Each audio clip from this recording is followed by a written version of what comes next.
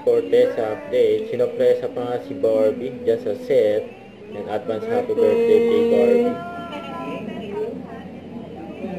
And sa July 31 na yung birthday ni Barbie. Yay! Advance happy birthday. Happy birthday, Marina! Yung ba? Siyempre si Barbie. Siya ni Barbie. Oh. Happy Barbie natin. Binati rin si Barbie.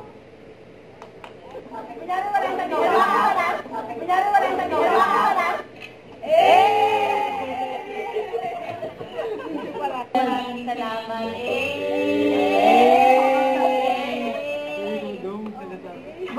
May message din si Barbie sa mga fans niya. Maraming salamat sa panipon mo. Uy! Yes.